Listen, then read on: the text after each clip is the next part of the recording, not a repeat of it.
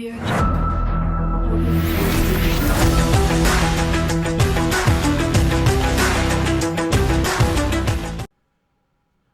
going on, everybody? Welcome back to the channel. Today we're going to go over some Troy Fautanu film. I know a lot of you guys are really excited about this selection last night. Steelers first round draft pick.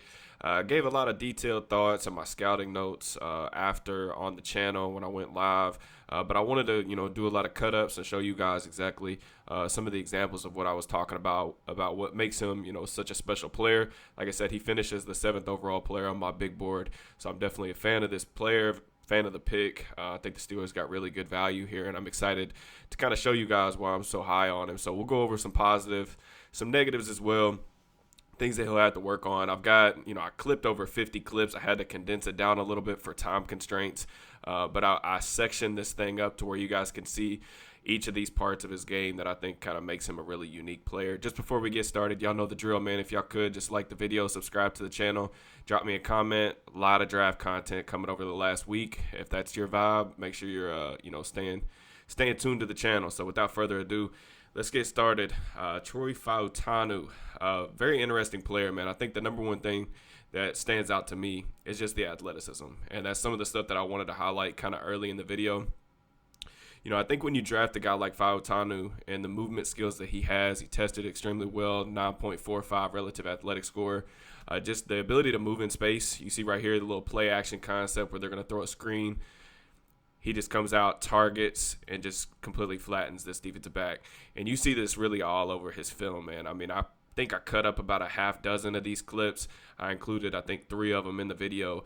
But just his athleticism, the ability to track guys in space and finish on smaller defenders. This is another good example right here from the playoff game against Michigan. Just completely overwhelming this linebacker right here. We're seeing a lot of these smaller linebackers in the league, right? They want these guys that can run, rangy, sideline to sideline. Well, you got guys like this, like Fautanu, who are just as athletic, but can also overwhelm them with size and strength. So it's definitely a good part of his game. This is something that, the Steelers and Arthur Smith, they're going to have to incorporate heavy into their game plans, man, because you really want to be able to weaponize his athleticism and have a good plan to how to get the most out of his skill set. Another example right here from, I think, the Stanford game. This is probably the best game I watched of his tape. Kind of, bluffs this first guy and then gets out in space on the tight end screen. I know this is something that Arthur Smith used to like to do a lot with Jonnu Smith. But you just see him doing a good job, latching on and sustaining throughout the block. Really nice job here, getting his hat to the sideline to kind of make this an easy declaration for the tight end. Does a good job staying sustained on the block, and we get an explosive play out of it. So, the screen game is definitely something that the Steelers are going to have to lean into a little bit more. They haven't been a good screen team in a really long time, so it'll be nice to see some effectiveness there. I kind of wanted to talk about some pass pro stuff, just the different variations in his sets, and I also want to talk a little bit about the length because I know that's a common question for everybody about, he's a shorter tackle. Like, what about the length? Some people have him at guard. I have him at tackle. At least that's where I want him to play at first. But nice job here. This is just kind of a he mixes up his sets really well, and I have a lot of clips of just the different variations that he'll kind of deploy to keep rushers off balance. But he's going to set pretty firm here, shoots both of his hands. His hands do pack a pop, too. Like, if you see right here, this edge rusher, his head kind of tilts backwards a little bit. It widens his rush angle, and then he's able to easily just kind of mirror up the arc, staying square to the rusher, and give Penix plenty of time to get this ball out. But just a really unique player in terms of play style, in terms of the way that, he mixes things up. He can play in a 2-point stance. He can play in a 3-point stance. He can close space on rushers so well. Like I said, to use that really unique, very good to elite athleticism. Closes the space here on the edge rusher and just takes the air out of the rush, right? And like you see just the path of the rusher and how far away he is from the quarterback before he really gets into his move. He's able to use his length to establish first meaningful contact and then widen this rusher up the arc right here. Does a really nice job at the top of this rush too. We'll talk a little bit about this later in the video. But just, mirroring, using his foot speed, his slide quickness, getting to the top of the rush and then settling down, knowing that rusher's probably going to be coming back inside. So, we've seen the vertical, we've seen the jump or the 45. There's also some really unique stuff in his game, just throwing himself out there for a little cut block. Unfortunately, we get an inaccurate throw right there from Penix. But, that's one of the things about Fautanu, man. Like, he's extremely good about, keeping rushers off balance, can mix up his sets. Nice job right here. Again, being really aggressive to kind of take the fight to the defender. You see the two-hand punch right there. And then once it gets to the top of the rush, he kind of sees this edge rusher start to lean over and start to try to bend the corner. You see, like, the angle that edge rusher is on. He's a little bit overextended. He's off balance. So Fautanu just rips his arms out and chops him down to the ground with a really nice finish and pass pro. And we'll talk a lot about this. Honestly, I could have made a 30-minute YouTube clip of me explaining the snatch trap move, because this is something that Fautanu relies a ton on. I had literally over a dozen clips, and I just stopped saving them because it was just so often in his game, and I didn't feel like I needed to show it over and over. But the old snatch trap move, that's just something that he really, really likes to deploy. I love this rep right here because he's using independent hands. He's going to strike a little bit down the midline, which isn't great, but his hands are just so quick. He recovers pretty well right here. And then once this edge rusher, tries to start converting, some speed to power, he does a really good job sensing when the defender starts to get overextended and off balance.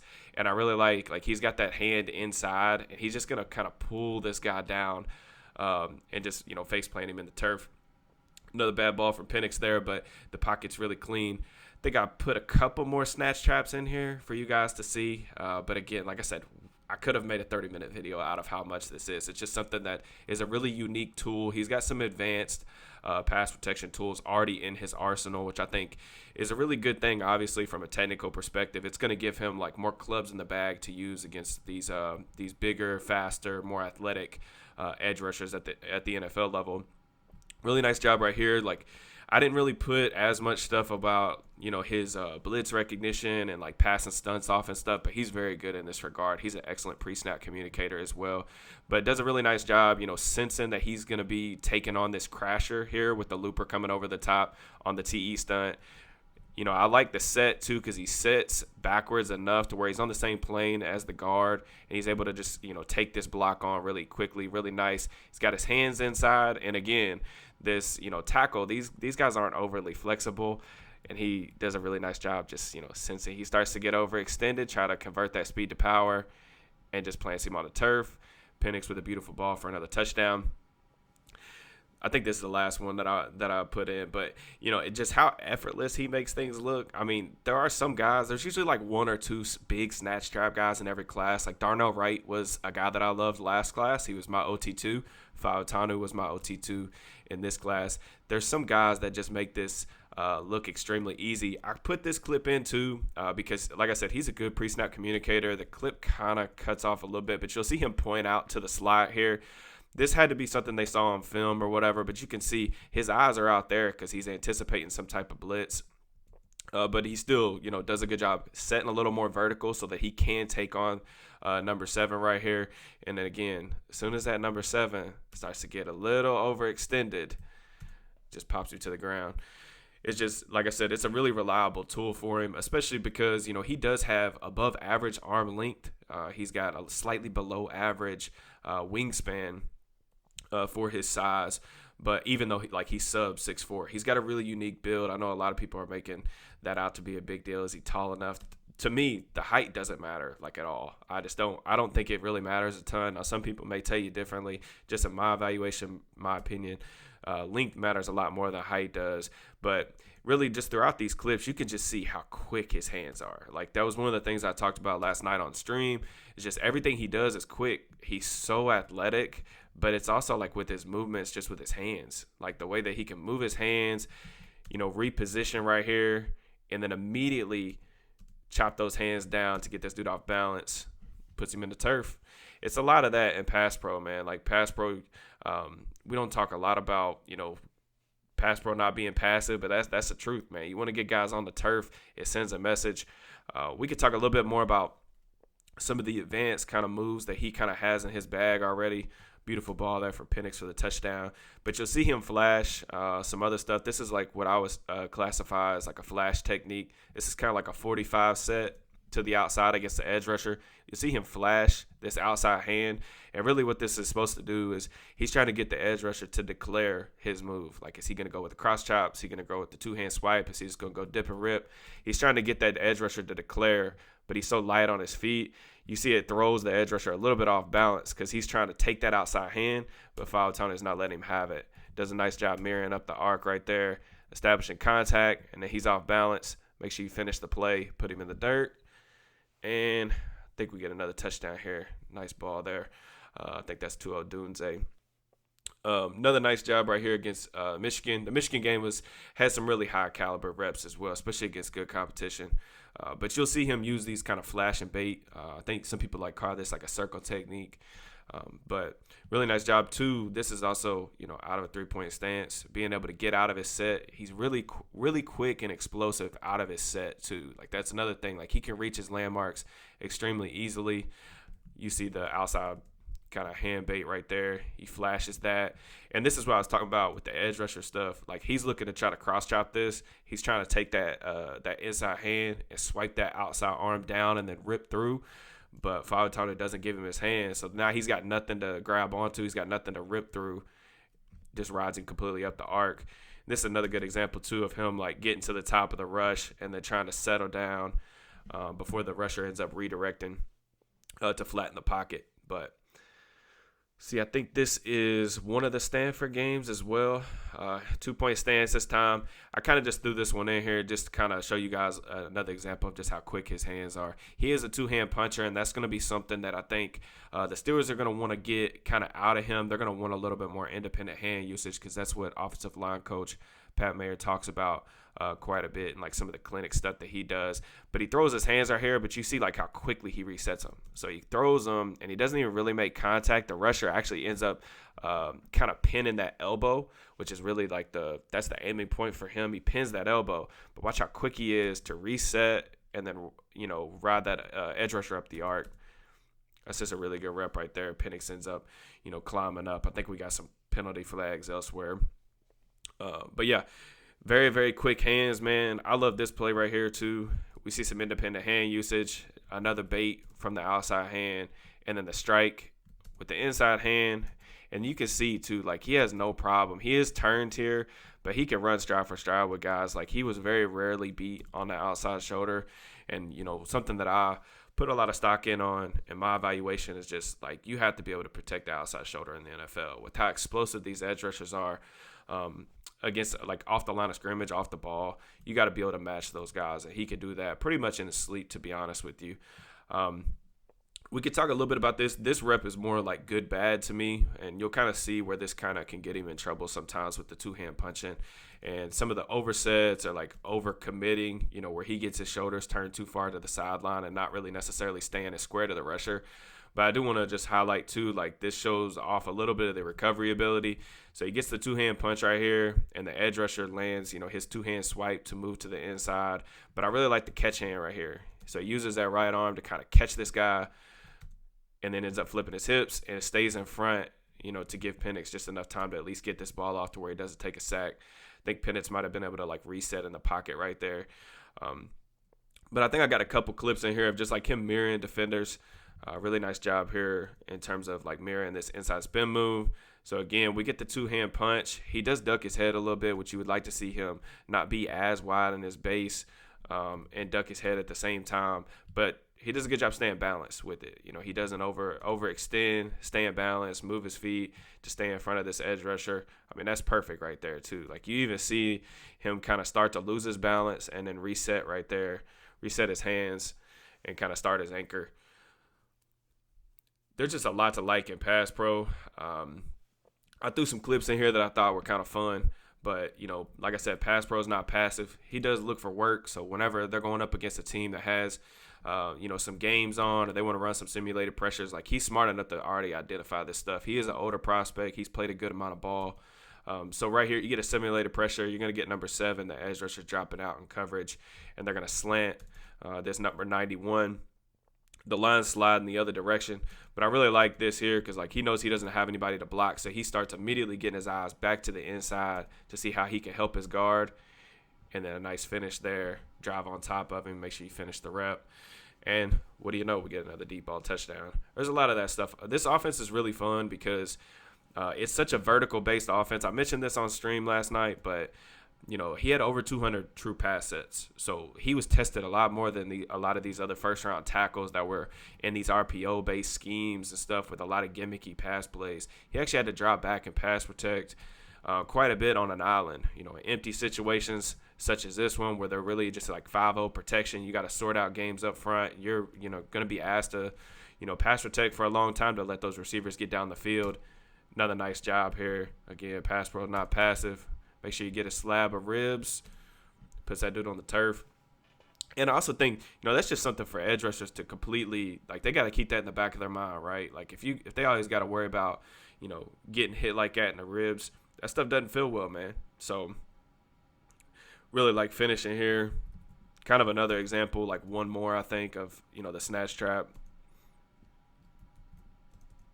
You can kind of see, again, the angle. He just starts to lose his balance.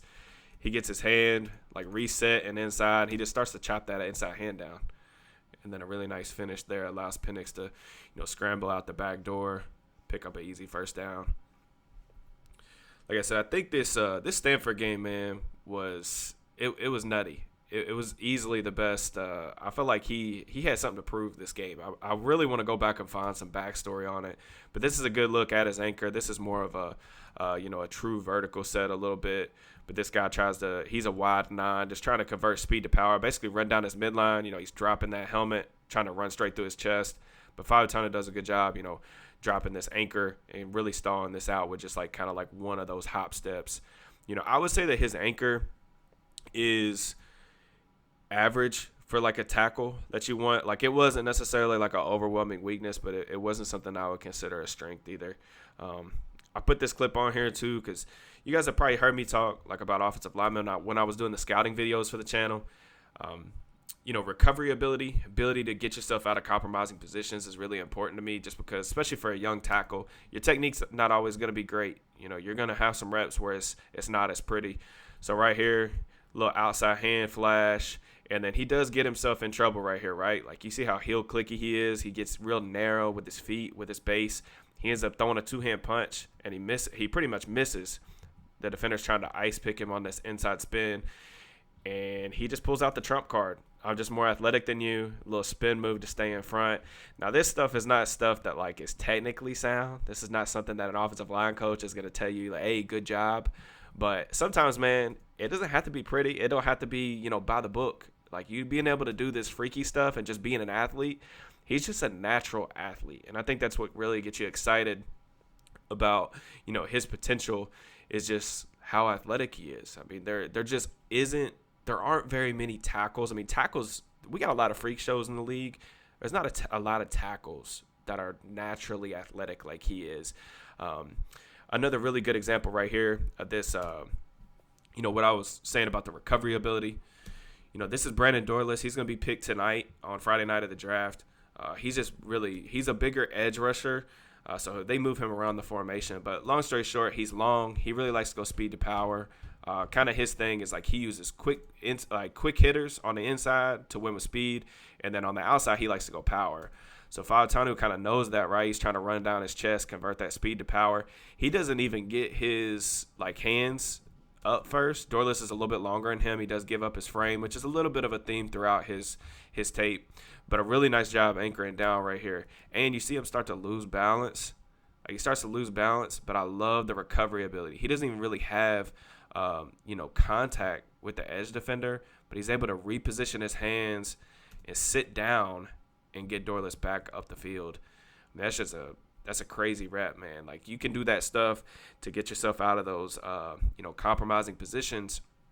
It really gives you an out against some of these athletic guys, because when you go up against the Myles Garrett's, the TJ Watts, those guys, they're gonna win their fair share of reps. You just got to compete. You got to have that ability to get yourself out of bad spots, and he definitely does. Another good example right here. Kind of again another good bad. You see his feet. We'll talk about this a little bit later in the video, but his feet get real narrow.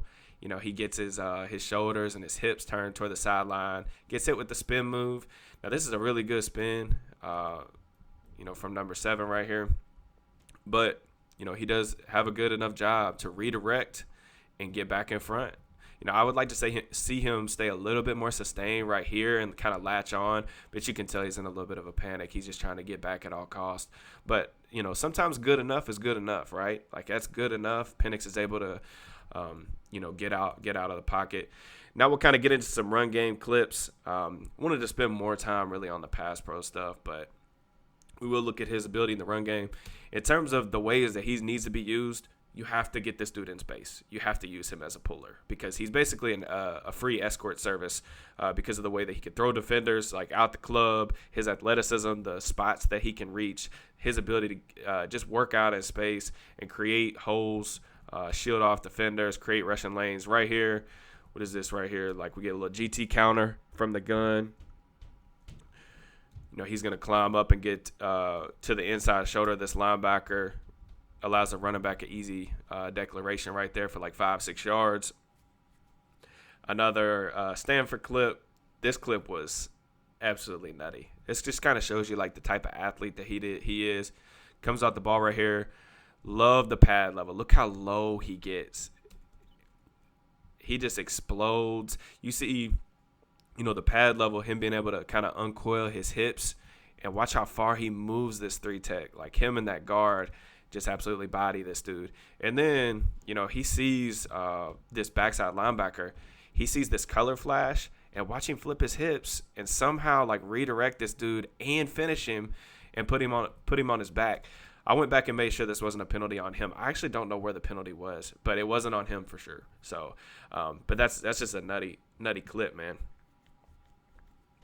He does some of like I feel like his best work comes on doubles, like combos where he's able to dent guys and get up to the second level, and as a puller. That's really where he excels. He's not as good, I feel like, or as impactful when he's just on like single like base blocks.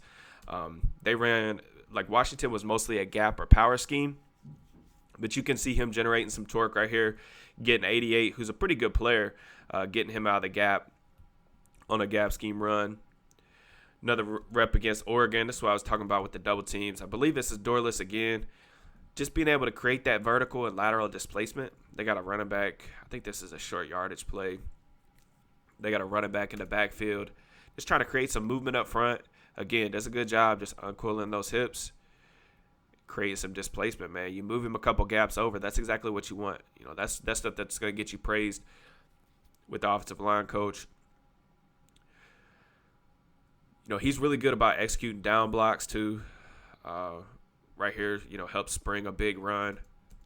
I like the leverage that he's playing with, making sure he's staying on, the play side, getting his helmet on the play side. He's got his right hand like high and in tight. Really nice hand placement right there, and he's got that left hand to kind of protect himself just in case he wants to cross his face to try to get outside. But really nice job sustaining blocks right there. Moving that defensive lineman, 8 yards off the ball. That's a crazy rep. I think this is a game against Texas. This is another playoff game. I clipped this because I'm pretty sure that this is the play that like sealed the game. I think came near the end of the game. I don't know. I watched like 10 games, so they all kind of run together at this point.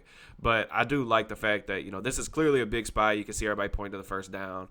But they trusted, this run to hit behind him. And I think it really says a lot in those key pivotal situations. Like, where are you trying to run? Like, who are you trying to, have impact the game in these gotta-have-it moments?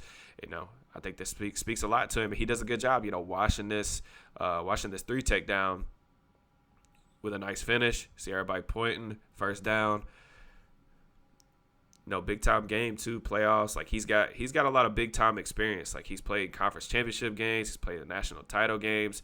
The Steelers trying to, get back to winning some games in the playoffs, man. It's really nice to have guys that have played in those bright lights, right? So I wanted to put in some clips. They don't run a ton of zone. Like they're mostly gap power. I mean, they do run some, but I wanted to kind of throw some clips in here of him running some zone concepts just because I know, we know Arthur Smith's a heavy zone guy, but the really key thing about like outside zone especially is like if you're on the front side of the play, you got to make sure you come off the ball firing, like because it's really important. You got to generate some displacement and try to make this as easy as possible on the runner. I think you see his heavy hands here, but I love how he just comes off the ball. If this edge rusher, if he wants to play in the C gap and his job is contain whatever force stuff in, that's cool. Throw him to the sideline. Like, get him out of there. And that way you can create a really nice crease and make it easy, read for the running back. Because his real aiming point right here is the ghost tight end, so right outside the tackle. But if that edge rusher, if he's playing in a wide technique, throw him out there. Does a good job. Again, you see the heavy hands. I think this is another outside zone rep if I remember correctly. Yeah, kind of same example. But again, you can see like he's kind of manhandling some of these edge rushers, some of these smaller guys that are, standing up. This is stuff that will translate to the Steelers offense pretty well. So this guy comes off. You see the edge rusher, like he sees that this is outside zone, right? Like he's like, oh God, I can't get reached. I gotta play outside, protect the C gap. So Fautanu knows, like, hey, that's cool, man, but I'm gonna throw you out because we're still gonna be able to run there. So really, really nice rep. This is another rep I liked about the hand placement and the sustain, just straining right here. Gets his hat, to the play side. He's got that, his left arm is a little bit wide, but he's got that right arm tight and inside. It's just allowing him to control that defender, run his feet, stay sustained. Like I said, this Stanford game, man, like it was one of the last ones that I watched, to be honest with you, but it was a bloodbath. Like he just bodied people. It looked like he was playing with a little bit extra of an edge. Really nice job here. You see the hands. He's got that left hand inside, right hand outside. He's actually trying to swipe or chop this inside arm down. Isn't able to get it. But I love it. Almost makes him mad. You see the recovery balance, and he just starts running his feet, playing through the whistle. I just think like Fautanu he's not like the most hot-tempered dude, but he does have that tone-setting mentality that I think you like on the offensive line. So, the Steelers are going to have two tackles that can pull, and they like to finish plays. And that's, like, definitely things that I definitely, like a lot about what they're building up front. I did throw a couple clips in here. I knew the video was going to be fairly long, but I threw a couple clips in here just to talk about some of the weaknesses or things that, like, are going to need to be cleaned up. We've already kind of hit on them on some of these plays that are, like, more good-bad than, like, good plays. But you will see Fautanu sometimes like give up his chest, like longer edge rushers. This is Dorless again. He did give him a little bit of problems in their matchups over the last couple years. But you see right here, like when he's not able to establish that first meaningful contact, he gives up his chest. He's a little bit wide, and he's not able to like immediately drop that anchor. That's what I'm saying. Like his anchor's okay. It's just not like a strength. I don't think it's like necessarily a weakness, but he could stand to get a little bit stronger in his lower half. But you see Dorless is able to get him fully extended right here and drive him back. And then this is also like something I would really like to see him kind of work on. Like once he gets to the top of the rush, just understanding where he is in relation to the quarterback. Because, like, right here, once you get about 8-9 yards, like, the edge rushers know, like, okay, I got to start getting back upfield. I got to flatten. With a tackle, you kind of have to have that spatial awareness as well. Dorless ends up beating him inside. When Fautanu was beat, it was pretty much always inside. You see right there, they get the little strip. Right here, I think is another example, just kind of him, getting blown back a little bit. I think sometimes, like, his footwork is just really frenetic. So you'll see him get his, guys cross his face, him being a little bit inconsistent with his landmarks just because he likes to change things up so much in terms of, like, jump, 45, vertical, stuff like that. But you could just see, like, sometimes it's just a little bit too choppy. And, like, right here, this defender is basically able to get into his frame, and he only has 1 foot on the ground. Like, this isn't going to be a good position for you to really sit down. He's got really good knee bend, but that's not going to help you right here. Like, that's not a position. You can kind of see him just kind of get blasted backwards. But those are the things I think you'd like to see him work on. I think I put some clips in here of him, kind of get beat across his face as well. It's kind of what I was talking about with some of the footwork stuff, but also just like being a little too quick to open up and drop that back foot. So right here, you'll kind of see him again, a little heel clicky. You'd like to see him be a little more balanced, but you see him cross his feet right here. That's a big no-go, especially at the NFL level. But this is what I was talking about too, about recognizing like when guys are going to start to flatten upfield. But he's already got his hips basically turned at a disadvantageous angle right there, and the edge rusher was able to kind of hit him with that club swim to the inside. He only gave up 2 sacks. I think one of them was the one on Dorless, and then the other sack, I went back and found it. It was just a miscommunication error. I'm not even 1,000% sure it was on him. I think it was, but I didn't put it in here just because I didn't really think it was kind of worth it. Again, see him kind of getting beat across that side right here. He's trying to, squeeze that space, take the air out. He does get contact with him right here. I think sometimes, like, the footwork, like, and I don't know how much you really want to mess with it because he's such an insane athlete. You just might want to, like, live with some of this stuff. But it'll be interesting to see, like, how he looks at training camp, how he looks in preseason, or, like, in his second year in the league, just to see, like, what they take out of his game. But you don't want to mess with things too much because I don't think you want to take away what makes him special. But, again, you can see, like, the crossover. I mean, it's going to be impossible, right, to redirect and change directions inside when you're in this type of position. I mean, it's not humanly possible from a physics standpoint. And he allows a hit on the quarterback. I think this might be the last one. I didn't really touch as much on the run stuff, but I do think there are times, when I was talking about him as a run blocker, I do think he's a solid run blocker. Somebody asked me in the chat last night about, like, why PFF doesn't have him graded super high. I don't think he's a good sustained run blocker. So, like, when he gets, latched on to guys, like, he does a good job in terms of getting to his spots, but sometimes you'll just see him kind of throw his he's almost like a pusher instead of a blocker sometimes. When he's in these one-on-one situations, he'll just kind of stop his feet and just try to throw his hands. Like, he throws some knockout punches with his hands, and he doesn't stay sustained and just run his feet and drive the guy and latch on. It's just kind of like he's just out there kind of trying to push guys, which sometimes gets him in trouble a little bit. But I hope you guys liked the video. I know that was a lot, but, this is a player, like, obviously I really like watching, and I wanted to get this out for you guys a couple hours before, night 2 of the draft started. I will be streaming on the channel, so y'all please come check me out. If y'all enjoyed this video and want to support my work, I really appreciate it. Just drop me a like, a comment. Make sure you sub, turn on notifications, all that good stuff. I appreciate y'all. Peace and love.